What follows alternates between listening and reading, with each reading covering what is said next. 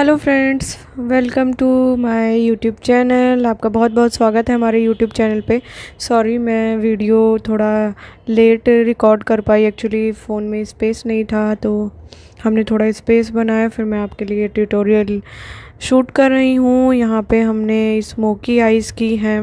इसके लिए पहले मैंने कंसीलर लगाया आइज़ पे, आइज़ के बेस को इवन किया, और उसके बाद हमने यहाँ पे एक ब्राउन स्मोकी आइज़ किया है। बहुत डार्क ब्राउन नहीं किया है हमने, ये मीडियम ही ब्राउन स्मोकी है। हमारी प्यारी सी ये ब्राइड है, और हमने प्यारा सा इनके ऊपर ब्राउन स्मोकी आइज़ का इफ़ेक्ट दिया है। और उससे पहले हम स्किन को अच्छे से प्रेप कर लेते हैं।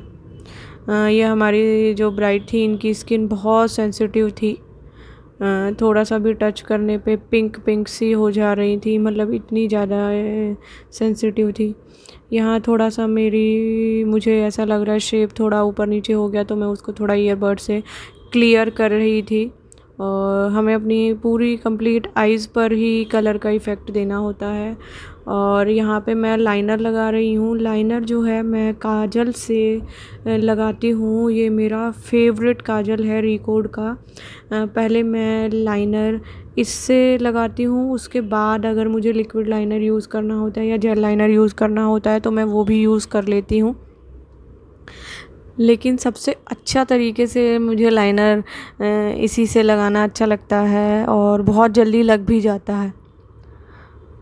और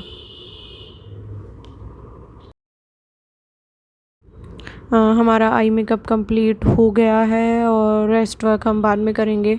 अब जो भी फेस पे डस्ट ऑफ हुआ है तो उसको वेट वाइप से मैंने क्लीन कर दिया अच्छी तरीके से। आइज़ के नीचे जो भी डार्कनेस थी उनको मैंने क्लीन कर ली। और अब मैंने यहाँ पे प्राइमर लगाया है। ये प्राइमर जो है वो रिकोड का है। रिकोड का ऑल स्किन टाइप का प्राइमर है।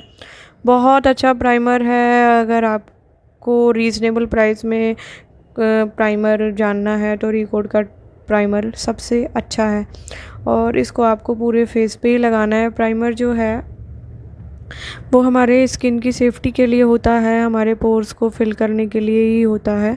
तो आपको प्राइमर ज़रूर अप्लाई करना है मेकअप करने से पहले। और यहाँ ब्राइड की जो लिप्स थे वो ड्राई हो रहे थे, तो हमने उसके ऊपर लिप बाम या कुछ लगाया है, मुझे याद नहीं है, सॉरी। और तो हमने प्राइमर लगा लिया, तो थोड़ा सा रेस्ट दिया है ताकि प्राइमर अपनी जगह पे सेट हो जाए। और प्राइमर सेट होने के बाद मैंने बताया था कि हमारी ब्राइड्स की का फेस इतना सेंसिटिव था कि कहीं पर भी टच कर रहे थे तो वो पिंक सा हो जा रहा था। तो उस पिंक एरिए पर ही हम ग्रीन करेक्टर यूज़ कर रहे हैं। आप लोगों को क्वेरीज़ भी होंगी कि हम ग्रीन करेक्टर कब यूज़ करते हैं। तो ग्रीन करेक्टर हमारे फेस पर, हमारी स्किन पे कहीं पर भी पिंक मार्क्स होते हैं, पिंक पिगमेंट होते हैं, तो उसको ग्रीन करेक्टर से ही हम हाइड करते हैं। तो जहाँ जहाँ पिंक था मैंने वहाँ वहाँ ग्रीन करेक्टर यूज़ किया। और जहाँ डार्कनेस होती है, बहुत डीप डार्कनेस होती है, तो डार्क ऑरेंज करेक्टर यूज़ करते हैं। नहीं तो लाइट ऑरेंज या फिर डार्क कंसीलर से भी हम पिगमेंट्स को हाइड कर सकते हैं। तो मैंने बताया था कि इनका पूरा फेस ही पिंक पिंक हो गया था। हाँ जी, ये हमने करेक्टर लगा लिया। करेक्टर के बाद हम अच्छे से इनके ऊपर फाउंडेशन अप्लाई करेंगे। ये हमने अपनी स्किन को, ब्राइड की स्किन को इवन कर लिया है। करेक्टर से जो भी डार्कनेस थी, पिंक था, उसको हमने करेक्ट कर लिया है, स्किन को इवन कर लिया है। इसके ऊपर मैंने स्किन के कलर का या उससे डार्क कलर का करेक्टर लगा के जो ग्रीन था उसको भी बैलेंस कर दिया है। ग्रीन करेक्टर को हमने बैलेंस कर दिया है। करेक्टर अप्लाई करने के बाद हमें फेस पे फाउंडेशन अप्लाई करना पड़ता है, और उसी से हमारा अच्छा बेस बनता है। फाउंडेशन अप्लाई करने के लिए जो आप शेड लेंगे वो आपको आपकी ब्राइड, आपके क्लाइंट्स के नेक के स्किन के साथ जाना है, नेक की टोन के साथ, क्योंकि वो जो हमारा नेक होता है वो कवर्ड होता है, तो वो हमारे फेस के कंपैरिजन में फेयर कलर में होता है। और कोई भी ब्राइड है, कोई भी क्लाइंट है, वो डार्क स्किन टोन में जाना बिल्कुल भी पसंद नहीं करेगी। तो इसीलिए आप उसके शेड को उसके नेक के शेड से मैच करता हुआ उतना ही फेयर रखें जितना उनका नेक है। और कई बार क्लाइंट्स खुद से भी आपको बता देंगे कि हमें फेयर रखना है या हमारे एक्चुअली स्किन टोन में ही आपको शेड देना है। तो आपको ये प्रेफरेंस क्लाइंट से बेस देने से पहले उनसे पूछ लेना है। यहाँ पे मैंने फाउंडेशन लिया मिक्सिंग पैलेट पे, उसको अच्छे से मिक्स किया और फ्लैट ब्रश की हेल्प से मैंने कंप्लीट फेस पे अच्छे से अप्लाई कर दिया है। उसके बाद मैं अपने ब्यूटी ब्लेंडर से नोज़ के कॉर्नर, हर छोटे छोटे प्लेसेस को ध्यान में रखते हुए उसको ब्लेंड कर रही हूँ। आपकी ब्लेंडिंग हर जगह होनी चाहिए। कहीं पर भी अगर आपने ब्लेंडिंग नहीं की होगी और आप पाउडर सेटिंग कर देंगे तो वो एरिया आपको बहुत ही ज़्यादा पैची पैची सा दिखाई देगा। तो आपकी जितनी क्लियर इवन ब्लेंडिंग होगी उतना ही आपका जो बेस है वो बहुत क्लीन और स्मूथ रहेगा। और आपको उसी ब्लेंडर से ईयर का कलर भी सेम ही करना है। ये नहीं कि फेस तो क्लियर दिख रहा है और आपकी ईयर्स डार्क में ही है। तो आपको हर चीज़ का ध्यान देना है, इवन आपकी क्लाइंट्स के नेक का, ईयर का, वो भी आपके फेस के साथ मिलता हुआ होना चाहिए। तो हमने इसको अच्छे से ब्लेंड कर दिया। यहाँ पे मैं हाइलाइटर लगा रही हूँ और उसको साथ के साथ ही ब्लेंड कर रही हूँ। ये टार्ट का हाइलाइटर यूज़ कर रही हूँ मैं।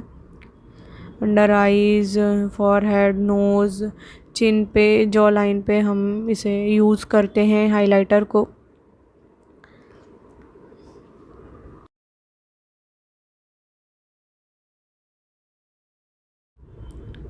और मैंने अब इस ब्रॉन्जिंग कर दी है। सॉरी, ब्रॉन्जिंग नहीं, ये मैं कॉन्टोरिंग कर रही हूँ फेस पे। क्रीमी कंटोरिंग है ये। और ये सॉरी, शुगर का ये कंटोर है, स्टिक कंटोर है, जिसे मैं चीक बोन्स पे अप्लाई कर रही हूँ और साथ के साथ ही उसको ब्लेंड भी करते जा रही हूँ। अप्लाई ब्लेंडिंग साथ के साथ हो रही है।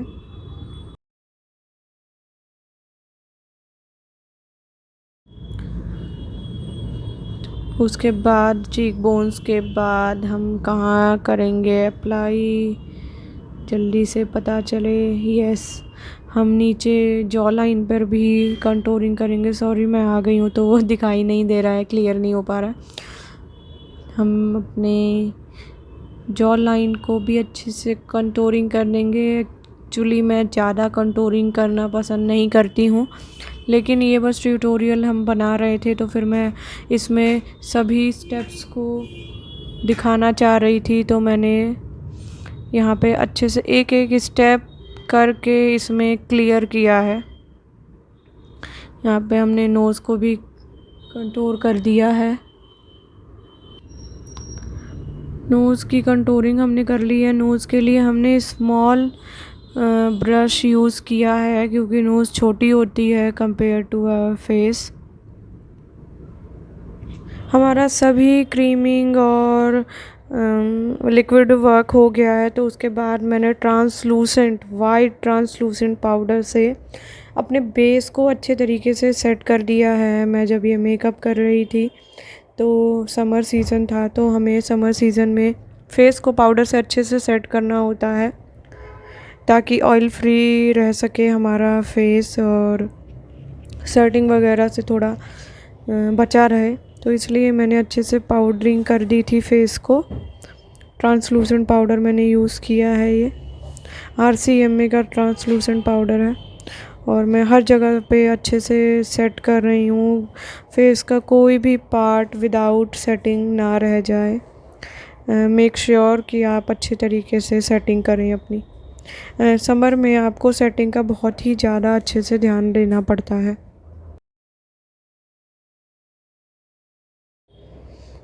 ये हमारी प्यारी सी ब्राइड हैं, इनके आईलैशेस हमने अप्लाई कर दिए हैं और मुझे ऐसा लग रहा है कि शायद मैंने ब्लश भी अप्लाई कर दिया है।